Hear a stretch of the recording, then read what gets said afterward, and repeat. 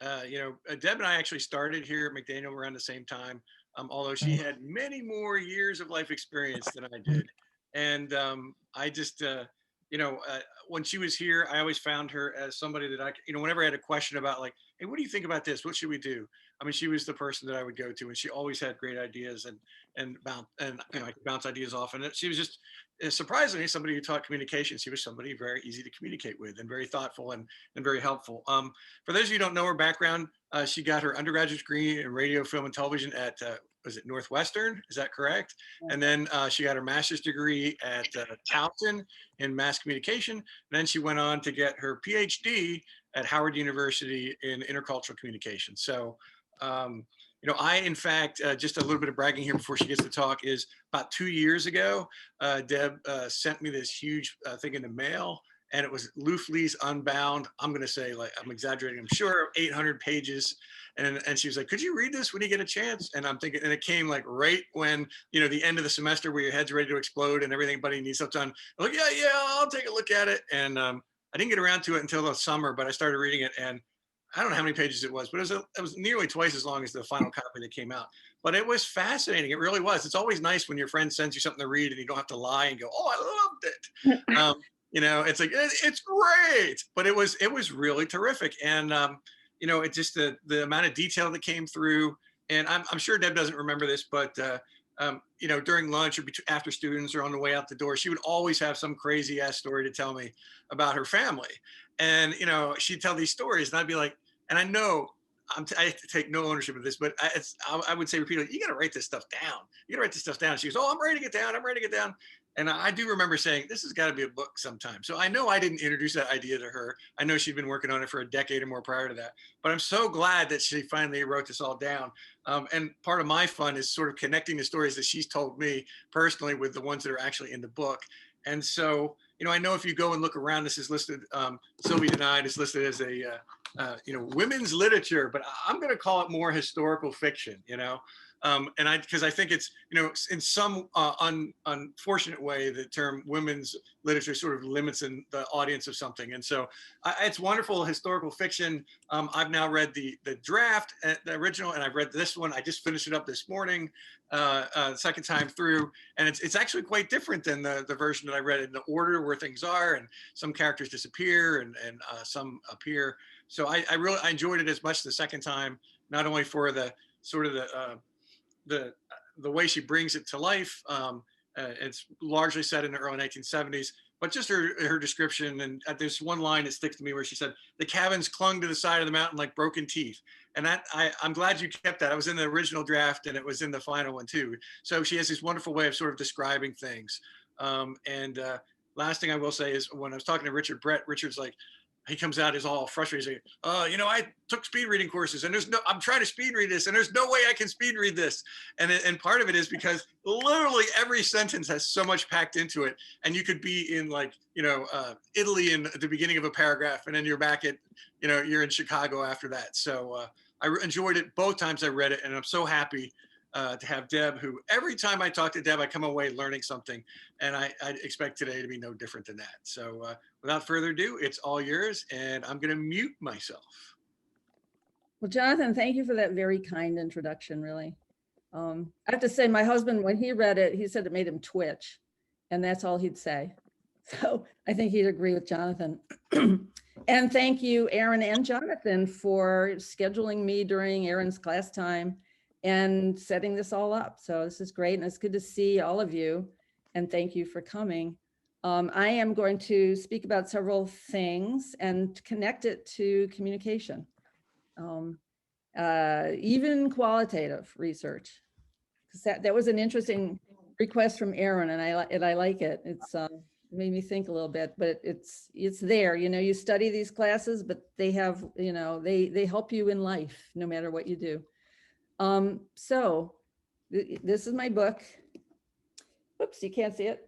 It's in paperback. It's also in electronic. And I did work, it's an indie publication. It's not, major.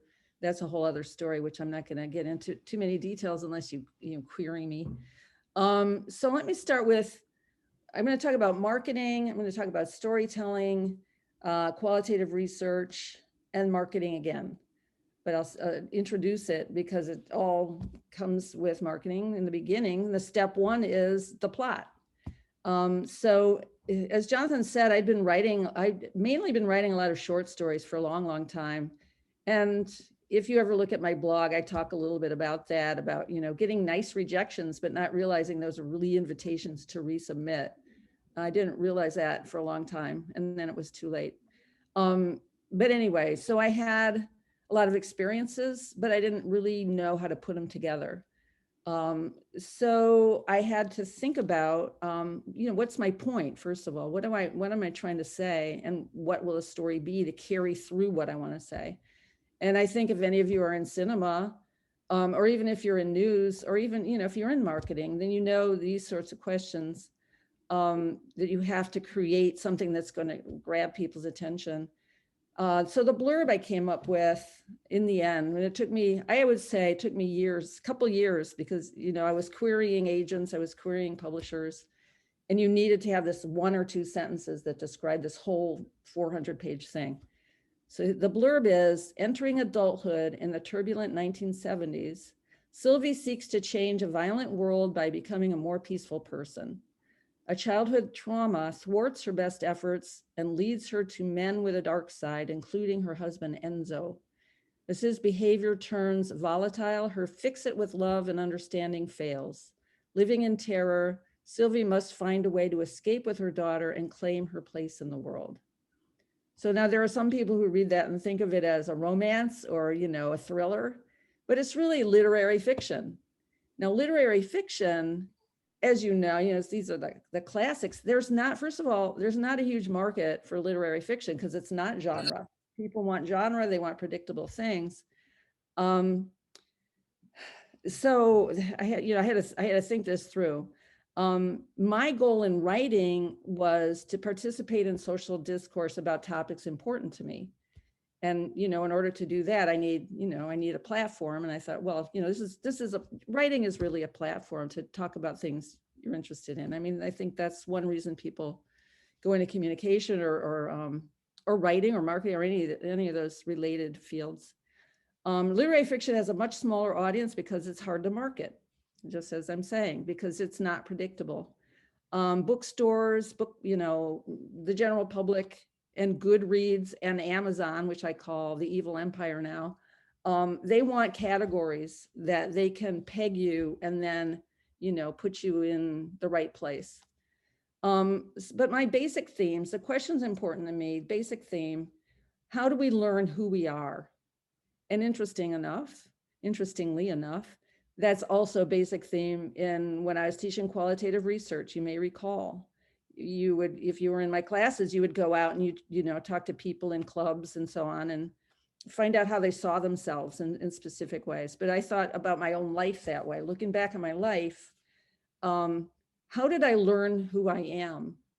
What were the the voices that I heeded, the voices that I ignored in society and my family, among my peers and the media, et cetera, that told me who I was? And, it's really grappling. I don't hear this phrase a lot anymore, but society says used to be a big phrase. Like, oh, society says you shouldn't make noise, whatever. Society says you should look dainty and ladylike and all that. So, that's mainly it. How do we learn who we are? How did Sylvie learn who she is?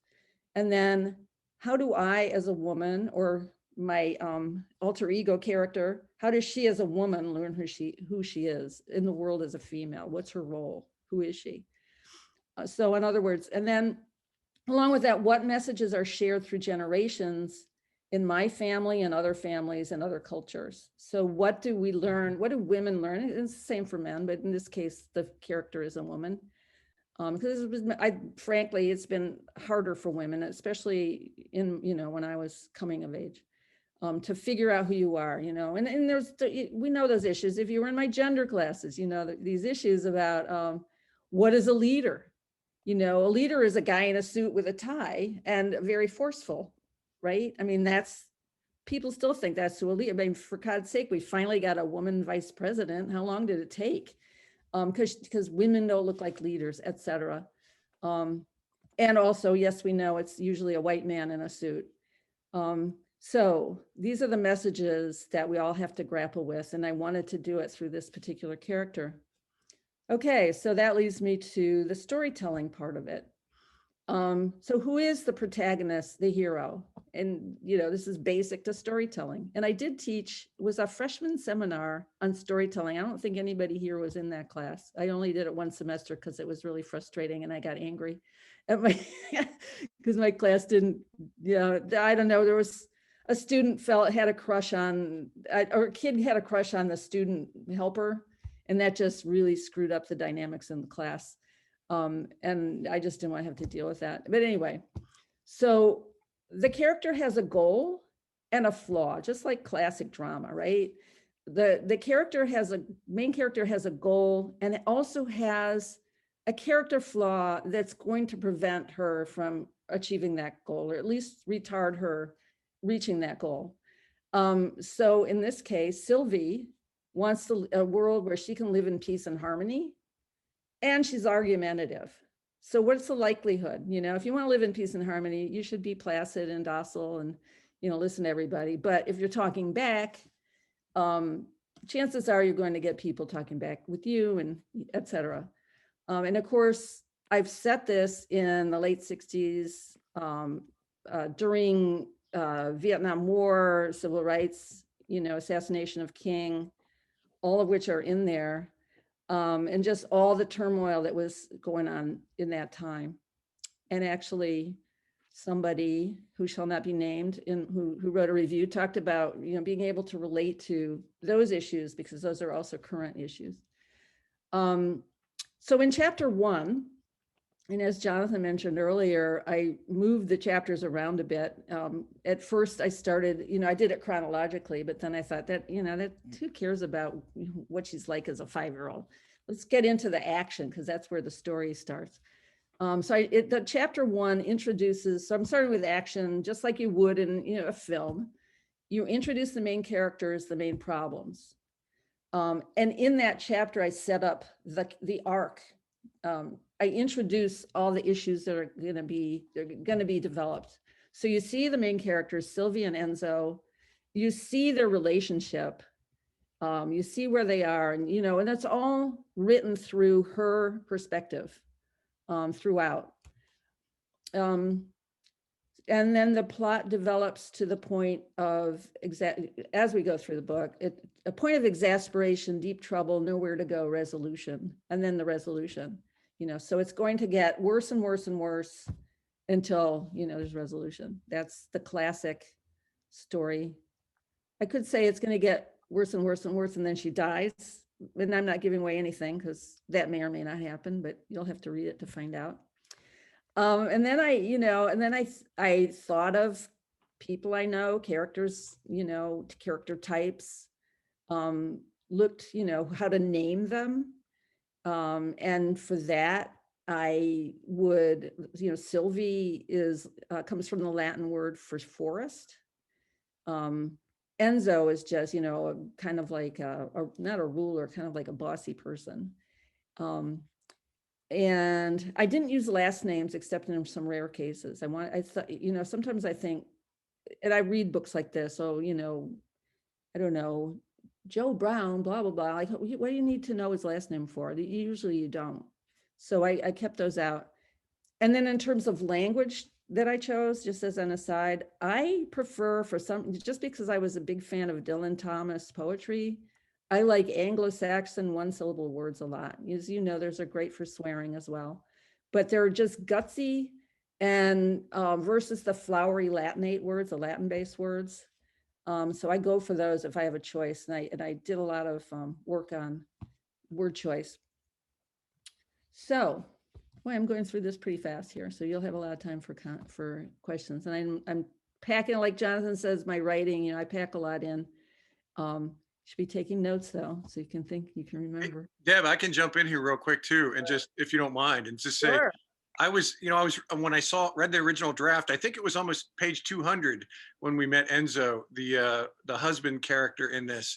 And when I read the actual version that came out, I was really startled that, you know, he's on literally on the first page and you introduce him. And I think that was such a good choice because he's such a, you know, not without giving away too much, he's such a sort of a uh, sneakily divisive character, you know, like he seems to be one thing, but actually turns out to be another. And to meet him early on, it's really, you know, it's that whole that concept about writing in medias res, to start in the middle of something and then let everybody pick up. So I think the way you restructured it, we're starting, you know, at like essentially the present day of the novel in whatever 1970 or 71 or 72, and then flashing back to the 50s to give us sort of the background of the main character. I think that really did work a lot better than the original draft. So I compliment you on that. Well, thank you. And I think that's the kind of feedback you should have given me like 5 years ago or 3 years or 4, whatever it was. But it's better now. It's great. It's like my brother. We're talking about my brother who wouldn't read it, and now he complains about he found an anachronism. Well, I did give you a lot of feedback, if you remember. Yes, you did. And I acknowledge that. I already put Jonathan on my blog page. I quote him and identify him as the something about the electric road trip, which I can't remember right now, but it was a sentence he gave me. Anyway, so qualitative research, and this was kind of fun. And Aaron suggested this topic to me, and I hadn't really thought about it too deeply, but yeah, I mean, I used my tools from knowing qualitative research. So my whole thing, if you were in my qualitative, and I know some of you were, I'm not sure if everybody was, but ethnography, phenomenology, and grounded theory were my 3 go-tos. Those are my preferred. And I used them all when I thought about it. I said, well, yeah, I used all these thinking about my own life, because where am I going to get material for writing anything other than my life, right? Write what you know. So I thought, well, if my goal is to write about how do I know who I am, obviously, and the question of, so I thought about, well, where have I been? Whom have I encountered? And what have I learned that I want to share? So I looked at it in an open-ended way. So, asking the open-ended questions about feelings and experiences is basic in doing qualitative research in specific contexts. And also autoethnography, because I'm looking at myself, my own experiences. So doubly important to be detached. And then looking for the themes and creating a theory. I guess there's sort of a theory there. I don't think I'm going to tell it to you, but I should have like a contest for all of you. See if you can write the theory. Excuse me a minute. Create the theory from my book. So you're essentially saying that the first 30 years of your life were a qualitative research study? Exactly. Is that what you're saying? Participant observation. And if you remember, Sylvie even says that when she's in the library in Boston, thinking about she's going to do be a participant. She reads something by Clifford Geertz just randomly lying on the library table. Do you remember? Might not have picked up, but a friend of mine saw that. She said, she read it on Facebook. I read your book. I love Clifford Geertz. So she read that out loud and then she promptly quit after her first year of college. Well, pretty much. Yeah, she's going to be a participant observer. So let's see. So I was looking for themes, creating a theory, being attached. And the main question embedded in my qualitative procedures class, how do you know who you are? And that's basically the main question in my book. How does Sylvie know who she is? And so what were the good and bad messages I got from people telling me my place? Like, what was I told I can do and I can't do? From family, school, peers, work, strangers while traveling and living abroad. So we get these messages constantly. And this is our work in life, I think. Who says you're supposed to be like this or that? And as I say, if you want to live in peace, and you're asking these questions, it's not going to be an easy road. You're not going to live in peace. Just by definition of what peace might be is getting along, and going along to get along could be peace. I suppose you have to come to another sort of peace. All right, so all of that being said, let me talk about marketing. And I know you've got, was it a major or minor? I think it's a minor, right? Marketing minor? Actually both now. We have both a major and a minor. Excellent. Okay. And marketing is something I never directly taught, but it is something I studied in public relations classes and stuff like that. I didn't want to teach it at McDaniel though, for my own reasons. I don't think it helps you become who you are, but anyway, a lot of my classes, I'm sure people got a lot of marketing, especially the propaganda class. I understand a lot of people learn about marketing from studying, all the bad marketing in the world. So starting with the cover, that is marketing basic. I'm sorry, I can't show it with my morning glories. You've seen the cover. So how do you convey in a cover who the character is in a single image? The character, the feeling of the book. Thank you. Thank you. In a single layout, the font, the image, the interior, and then the interior layout. How the pages, like what's over the pages. And as I was working with the publisher, they got, they hired or sub-hired thank you. And I worked on the spacing with that. They had it, the page starting up higher. I wanted the page starting down lower. I wanted the chapter heading down lower, more space at top. And then what's on the top, I didn't want my name in large type inside the cover or on the outside. I didn't think, nobody knows who I am. Why would I put a giant Deborah Clark Vance on a cover? And on top of the page, you don't need my name. You want to know what chapter you're in, or you want to, the name of the book and what chapter you are. And that's how thick it is. Yes. And there are no illustrations. So you have to imagine it all yourself. But so my husband and I went into a live bookstore, and we did it during COVID. It opened up after probably a month of sequestering here in Ohio. And there were a lot of people, there were people in there, but we had our masks on and all, so we were good. And we looked at like, what book covers attract you? Like, what do you want to grab? What makes you curious? What do you want to look at? And first of all, for me, and for both of us really, it was the color blue and then the white font. I really like the white font, and I like the white font with sans serif. So it's not, no serif. Yeah. And then I liked, so I like this idea of this half hidden face. Sylvie denies and Sylvie is denied, which was a brilliant inspiration. That's my husband. I have to give him credit. He thought of that title just one day, in a brilliant inspiration. On the cover, I wanted to convey this idea. So I told this to the publisher, and they hire, or sub-hire the designer. Now, the first one, I think I probably trashed the first two because they were so horrible. And I did complain vociferously about them. Like, finally, the second time I talked to the guy directly, via email, like, not what the hell are you think you're, don't you get, but, did you read the book?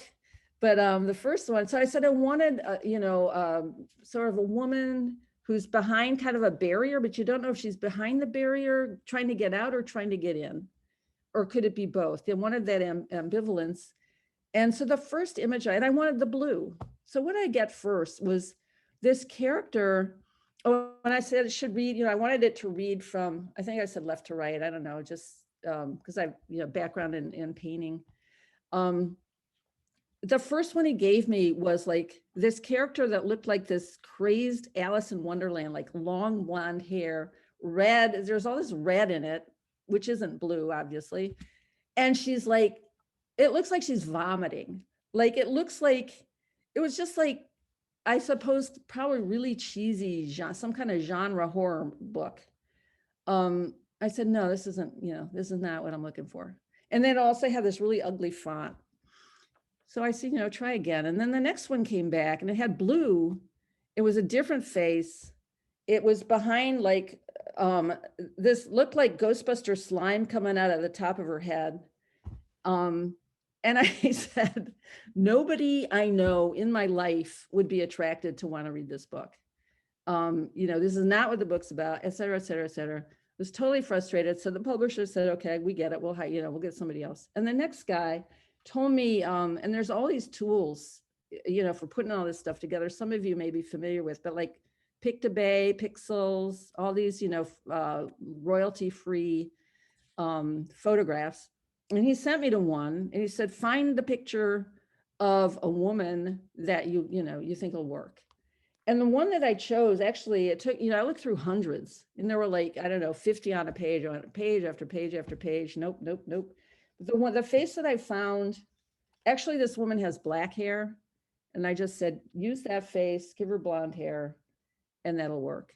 And, I told him the color, I wanted it more of a, like not just rich. Well, I did kind of want a rich blue. He came back with this blue and I liked it. Bing, just first time. I've got the guy's name is Ian Kaplan, and I thank him. He did a great job. All right, so that's the book cover. So who's my target audience? Literate, curious, aware, sense of humor, intelligent, thoughtful, worldly. Now, I'm on all kinds of Facebook groups with, writing groups that are saying, these people write maybe 5 books a year on Amazon. And I went with, like I said, an indie publisher. So I'm not beholden to Amazon. And I'm also in paperback and I'm also can be gotten through bookstores. But these guys, they're talking about, do I have to spell everything right? And, should my character, all these really basic questions. I'm thinking they don't really want to write. They just want to be a writer. And they also, want to make money, and it's ridiculous. But that is not my target audience. So I don't, I try to find people I can converse with intelligently, and I hope that doesn't sound too snobby, but yes. Well, actually, Deb, what this makes me think of is you've talked about like how you did, like you took your liberal arts like sort of training and you learn how to learn, and you went on this sort of learning tour where you went to like conferences or writers conferences and I don't know, these groups and everything. Talk a little bit about that, because that's really kind of doing your market research, right? What happened at these conferences? Okay, the conferences. The most memorable one was out in Portland a couple of years ago, and I got a lot of good information. And which convinced me, and also I had gone there because I had done research about agents, and I had done research about, you got to get the good agent who's going to get you the good contract with the big publisher, and that's what I wanted to do. And I'd queried agents, so that's when you have to write the blurb and all this, and queried them for a long time. I didn't get any good feedback, but I thought, well, I want to go see these people face to face. I'd seen them online. And so first of all, one of the first things I did was go to a talk by these agents, and I went up to talk to this one guy that I thought would be perfect for me. And he was a complete jerk, complete supercilious asshole, basically, if I can say that. Pardon me. You never heard me speak like that in class, but I'm saying it now because we're all adults and I'm not there teaching anymore. But anyway, I know Jonathan might use language like that, but I never did. But anyway, I decided, then I went to, let's see. Yes, the hell I do.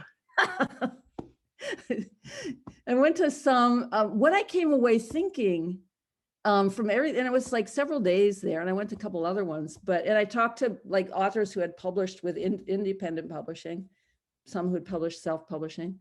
And what I came away thinking was the MFA is a complete racket. And here's why. And I was just on a podcast with a guy who told me, give me another example about this. Okay, so a college, and having been in academia, and most of you have graduated. Anybody here not graduated yet? Because I don't want to burst any bubbles about college, but if you go, Jonathan, if you were going to go, so I decided, I always knew I wanted to write a novel. When I was way back in high school, I knew I was going to write a novel. But I didn't want to just go to a school and learn how to write. I want to have things to write about. And, a lot of novels I pick up are about people in grad school, working on their MFA maybe, and falling in love with their professor or whatever. But anyway, so I came away thinking, okay, if a college wants to have a poetry, minor, let's say, good thing to do is to have a poetry journal. And then you can attract your students by telling them, well, you're going to get your stuff published, especially if you publish the kind of stuff we like. So you'll kind of learn to publish the kind of stuff they like in that particular place. And then maybe you want to go and work in publishing when you graduate. Well, who's going to hire you? I mean, who's likely to hire you or who's likely to publish your book might be somebody from your program. And so it kind of self-perpetuates a certain way of writing, that, Rachel likes my comment. And it closes a door on the independence. Like and the independently published people now are, finally coming out of the woodwork and saying, hell no, we've got things to say. We don't want somebody agent telling us what to do. What else I learned is agents want to find the one blockbuster author who will make their career. If you find that guy that writes, or woman who writes a genre that everybody loves and makes millions of dollars doing it, you're getting 25% of that, of the take, right? It's going to the agent, it's going to the publisher and the agent. The author, at that point, the author's getting enough money, they're not going to worry about it. But it's going to take most people a long, long time to get to that point. So I came away convinced. I don't know if that's enough detail. You can ask more about that. But that was the biggest thing that I came away thinking, yeah, I'm not gonna, I'm gonna try to do this independently. And I also went to Authors Guild, which talked about the legalities of how, some of the small publishers try to get your rights, have your rights signed over to them, and people don't always pay attention to that. So they'll think, well, now somebody wants to make a movie out of my book, but I don't have the rights because the publisher has the rights. So, so there's all kinds of reasons, there's all kinds of pitfalls. And if you, before you can even join Authors Guild, because when I started interviewing publishers, I wanted information from Authors Guild. I tried to join it and they said, no, you got to sell like a certain amount of money's worth of books before you can join, because we want to know you're serious. So I learned that. What else do I have to say about that? I don't know, something else will pop up. I know I had something else to say about it, but I'll come back to that. Anyway, so let me move a little bit forward from there. Oh, my husband was he was always commenting though that everybody at this one conference in Portland looked like they had old secondhand clothes on. And he said, and we passed some homeless people living in a tent city that were better dressed than these people. So that's what he came away saying. He's like, what the hell? Anyway, but that's Steve, that's not me. Okay, let's talk about the categories a little bit, and maybe I'll remember the other thing I was going to say about the conferences. Amazon and Goodreads have specific categories, thus giving more authors a better shot of being a #1 bestseller. The funny thing about, all these people saying, I suddenly saw all these people on Facebook, I'm a #1 bestseller. Well, what that means in real terms, if you publish on Amazon or if you have a page on Amazon, which I do, because like I said, it's the evil empire, you can't avoid it. You ask all of your friends, as many as you can get together, on your publication date to pre-order the book, and so it all comes, it's all bought on that day, at that very moment. And if you can tell them to do it at like midnight on such and such a day, then you can go on the Amazon site and take a screenshot, because you might be #1, because like 100 people bought your book at that same time, and take a screenshot, and then next day you might be back down to 5,000 or 10,000 or 100,000. But at that moment you were #1 bestseller. So you can say I was #1 bestseller, and you can save that screenshot and you can prove it. How about that for a trick? Let's see. Oh, and the other thing about, that kind of writing and marketing is now there's this talk about, there's these experts telling you, well, if you know that science fiction is a bestseller, and paranormal and romance, you should combine those and write a sci-fi paranormal romance novel, and you're sure to sell to all those markets. And that's another way to be a bestseller. So as I said earlier, women's fiction, coming of age, historical fiction, um, uh, don't have that kind of following, I guess. Now, another thought is that I'm working with a marketer who told me that 2020 was probably the worst year in history for publishing a book, that all the major publishers are now waiting till this fall. This is because of COVID, because there's no live book fairs, there's no live readings, there's no live signings, there's no live conferences, et cetera, et cetera, et cetera. Everything's in social media. And this is going into the marketing again. And I don't know, but and I started teaching myself about marketing last summer, June to be precise. And I really hated the idea of going out, oh God, now I gotta go out and sell this thing, damn it. But what I've realized is that what I like about social media is the social part of it. Like I'm meeting, it's like, I feel like I'm meeting every single person who's buying my book. Even on Twitter, on Goodreads, I have conversations with people. It takes forever, and I haven't sold a whole lot, but it's about relationship building. And you who are in marketing, if you are professionally doing that, you know that that's what it's about. One of the hard things I have is how to brand myself. Like, I don't make a big deal about having a PhD in intercultural communication, because that doesn't sound like the author of this book, I think. Maybe I'm wrong. So I've got to brand myself.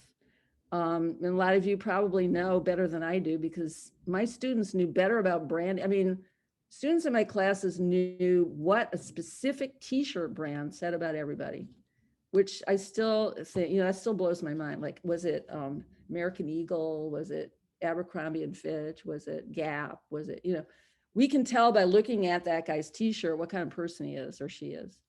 So I think, you kind of grew up with branding, which is another reason I didn't like to teach marketing. I thought it was kind of sad that people think that way about each other, but here I am, now I'm in Cincinnati, and I'm in a storytelling group with a lot of entrepreneur marketers who are totally into branding. And I have to ask one of them what do you think my brand is? So on Twitter, I'm trying to connect with, and I'm doing okay. I mean, some guy invited me onto his podcast last week, which I've posted up on my blog site. Trying to find the influencers. I would love it if any of you have an in with Oprah or Reese Witherspoon, let me know and send them my book. Or, whoever. Jonathan does. Okay, thank you. Because remember the two-step flow theory from mass communication? Rachel, you don't remember the two-step flow? Who remembers the two-step flow theory? Come on, Jonathan. You're just one of those like brown nosers. Just want to be the best student. I literally teach that in media every semester, the two-step flow hypothesis. Yeah. All right. Erin also does. She raised her hand, but Jonathan spoke up first. So those are my basic notes, and I would like to hear any, field any questions if anybody has any. Yeah, we got like about 15 minutes left.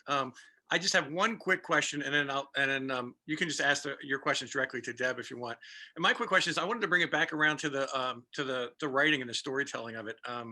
There are certain scenes in the book, and I don't know if we ever got a sort of like a complete, sort of summary of what the book is about. But from my perspective, it's the relationship between Sylvie and Enzo, and Sylvie's journey as literally both internal journey from like, I don't want to say naivete, but sort of like a willingness to see the best in people and to try to want to bring people together and looking for peace in a violent world, but also her physical journey, because she journeys to Italy, and she starts in Chicago and she goes to Italy, and she goes to Boston and Vermont and South Dakota and ends up in California. So she's also physically traveling around.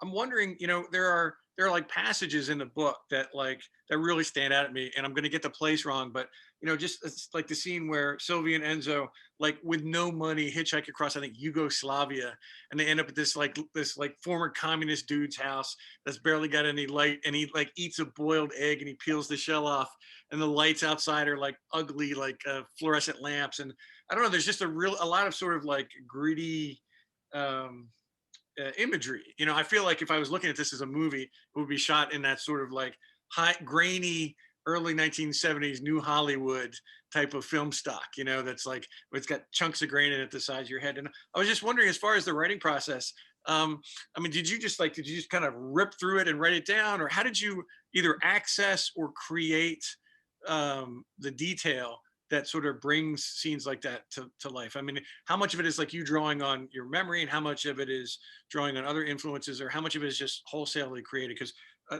there, it just feels I don't know. I felt desperately in fear for the character, for Sylvie's character at times when I read this. Like, Jesus, I would never do that. Like knocking on a farmhouse door after not eating for 3 days, and somebody who doesn't even speak your languages gives you a bottle of milk. And I mean, how did you come up with these details and sort of bring them to life?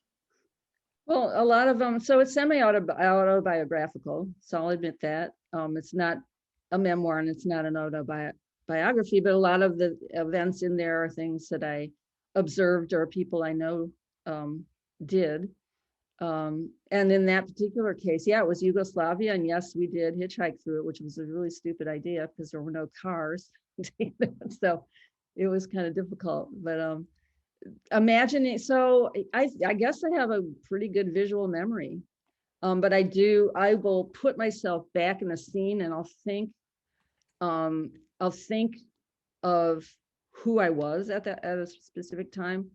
My husband keeps saying that what he thinks is that he sees that I'm able to think about, like, how would a 5-year-old see this, or how would a 12-year-old see this thing, or how would a 19-year-old experience this.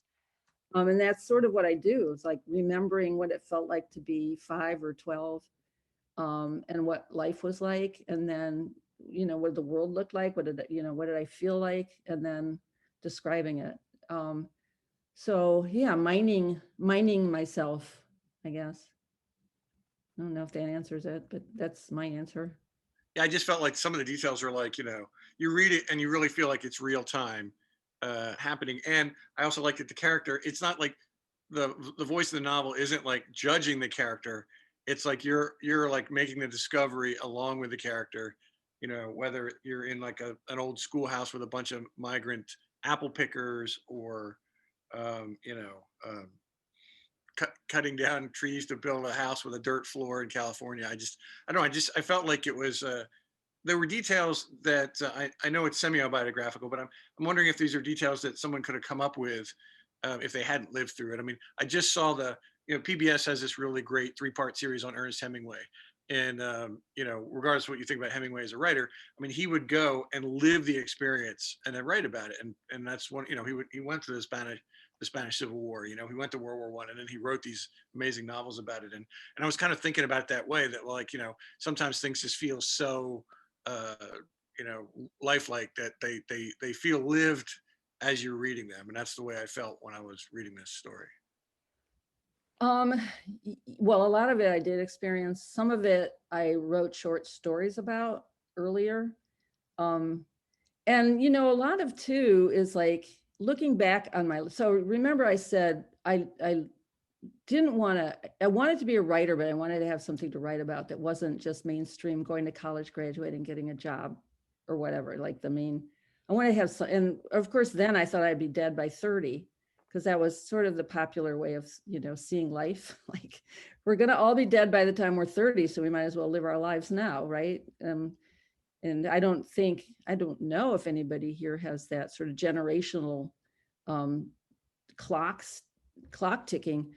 But when I look back on my life here, at my ripe old age, I think, what the hell was I thinking when I did? Like Jonathan says, like, and when I was that age, I wasn't really planning You know, how is this going to, you know, how's this going to help my life in the future?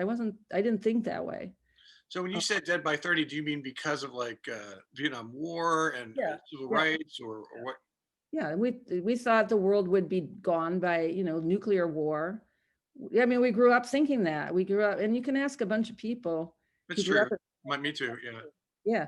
Yeah. We did the duck and cover, you know, we were always, when we're 5 years old, we have to get ready for the bomb that's going to kill everybody. And I remember a kid sitting behind me in my class. I don't know if I mentioned this in the book, but some kid sitting behind me goes, he taps me on the shoulder. You got your fallout shelter yet? Like, what the hell? I thought, no, my family doesn't, you know, we're not going to survive, you know, good for you. But, you know, they don't like to eat out of cans. So we're not going to do that. So somebody's, Yeah, cool. Whoever else has questions, go ahead there. yeah, speak. Yeah, so I suppose if you get into a meditative state, and think back, just try to think back to a particular time, like transport yourself back to that time, see what you get. See what you think, how you feel, what were your decisions?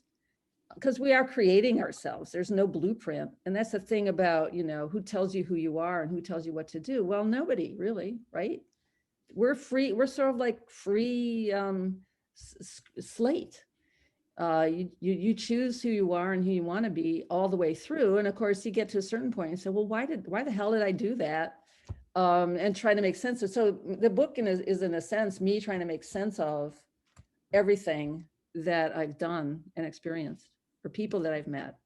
And it was one thing interesting to me is when I was writing. So for instance, in California, there were some good spirit. I mean, there's some real jerks, but there was a couple people that stand out as like the good guys.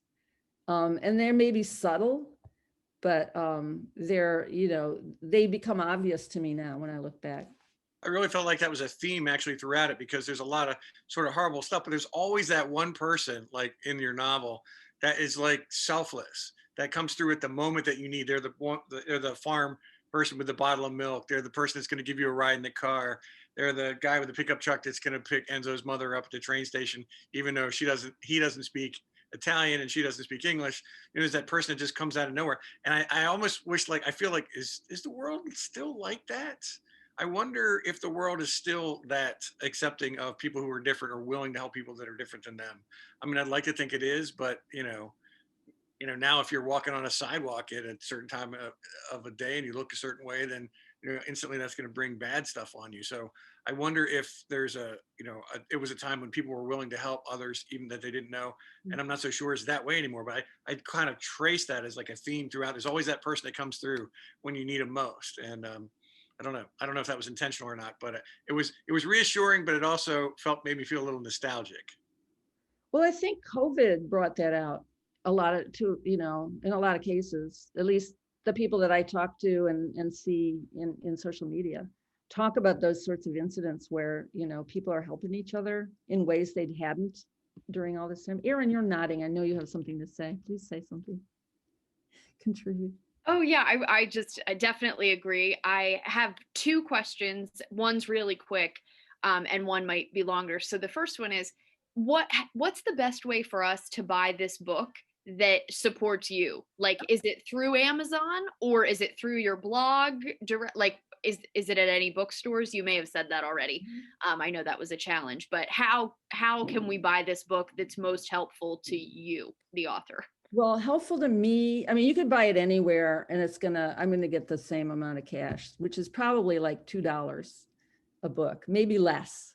But bookshop.org or like you can go to Barnes and Noble or any local independent bookstore. And that's what I recommend. If you know one near you, like Ivy Bookshop down in Baltimore or Red Emma's, if you go to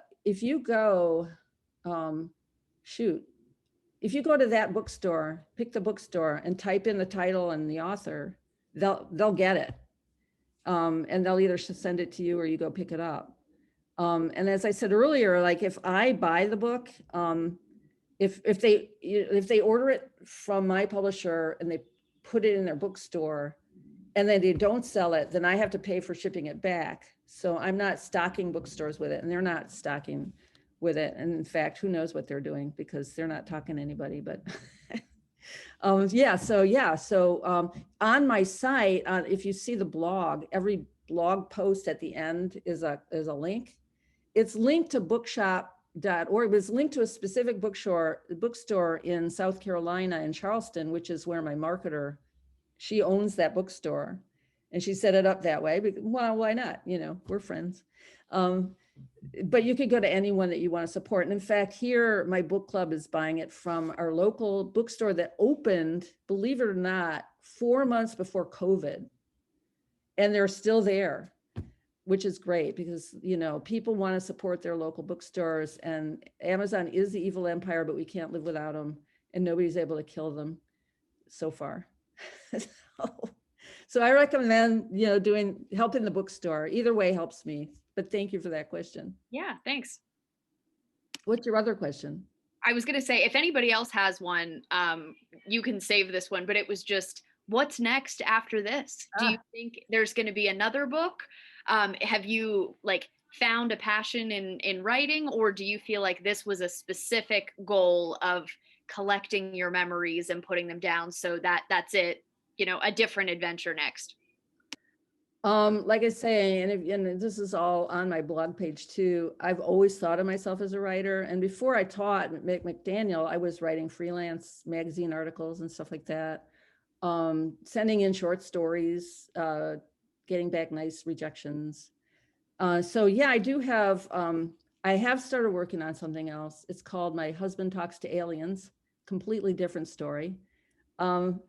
But I'm so busy right now with all the, you know, social media stuff that I'm trying to do to, you know, get some kind of foothold. It was a big, you know, February 21st when it came out was a big, exciting time. It was like party day, you know, and having all kinds of conversations. But then that kind of quiets down, and I got to figure out, well, you know, how do I keep this going?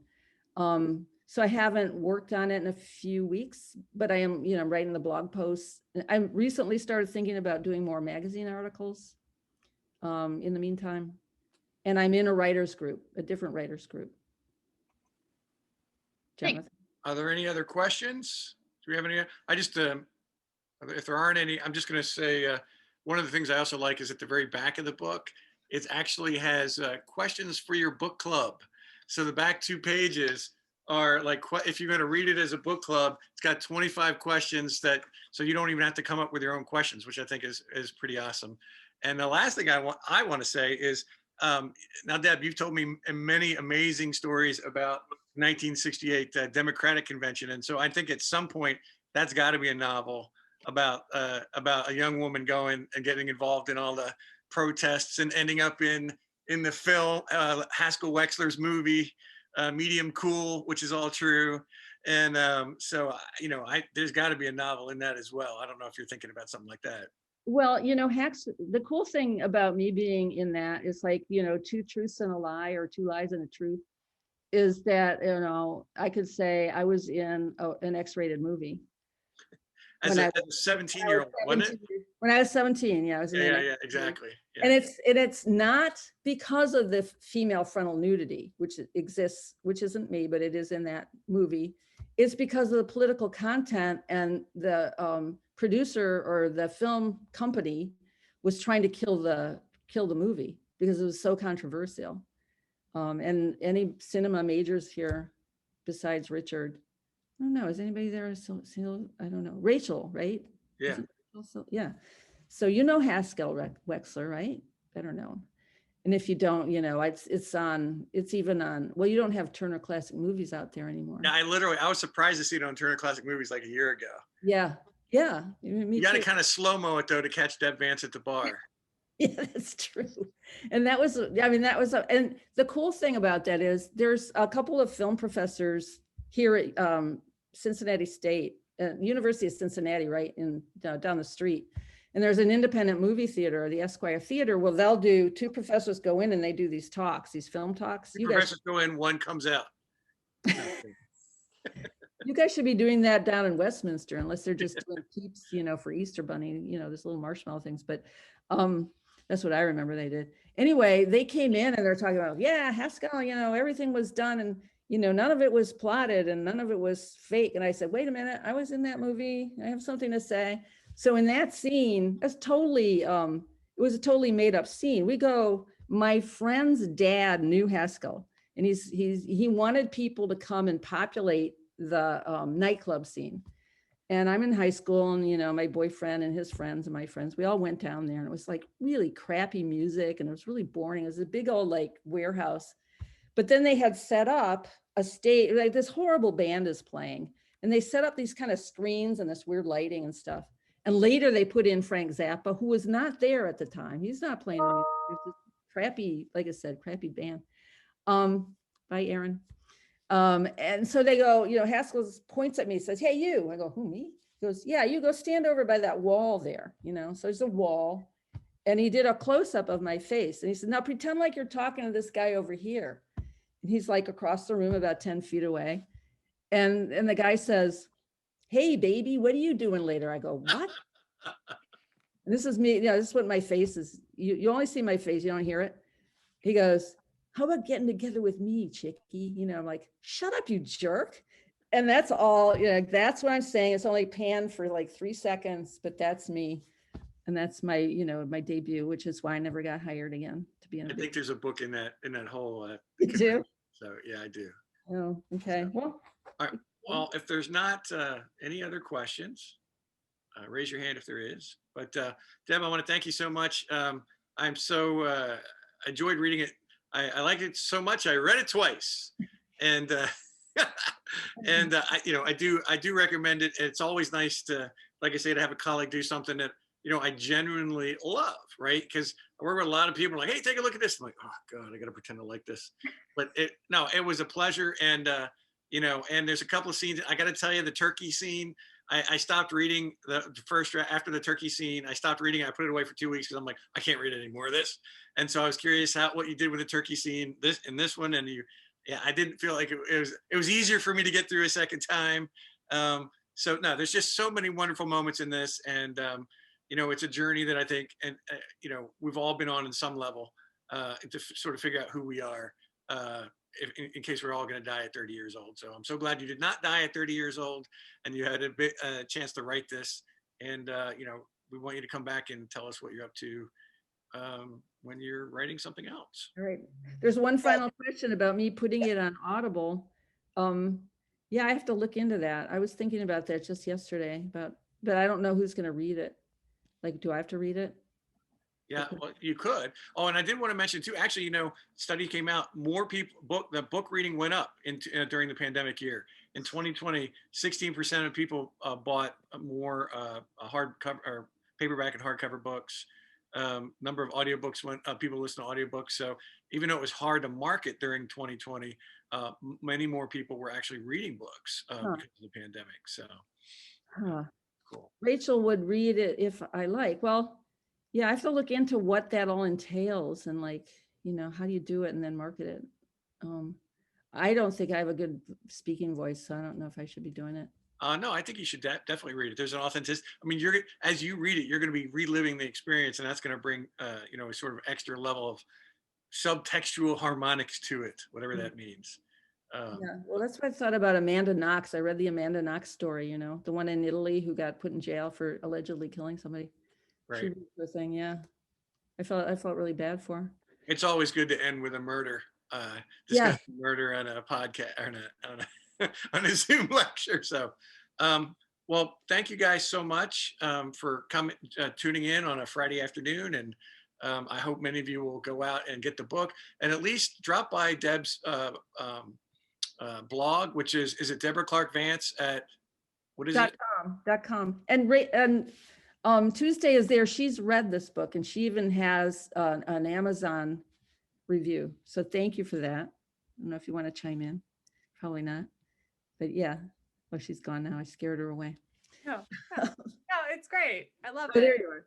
I was one of the ones who were pushing for the book for all of my undergrad years. So excited Cool. to find out. It's true. Thanks. All right, here's the point of the party where everybody says goodbye 1,000 times and nobody leaves. So if you want to just stay and chat with Deb, certainly we could do that. But Exterminating Angel. say again. Exterminating Angel, that movie. The surrealist movie, Exterminating Angel, where there's a party and nobody can leave. Come on. Oh, right. Exactly. You know what I'm talking about? I do know the film, but I haven't seen it in a long time. You can see it on YouTube. Exactly. Do you have a cameo in it? No. But I just, it's not worth watching then. Okay. it just impressed me. All right, well, thank you all so much. And, if Tuesday, if you guys want to hang out or Rachel want to hang out and chat with Deb, go ahead. I think we have this, we can stop the recording now.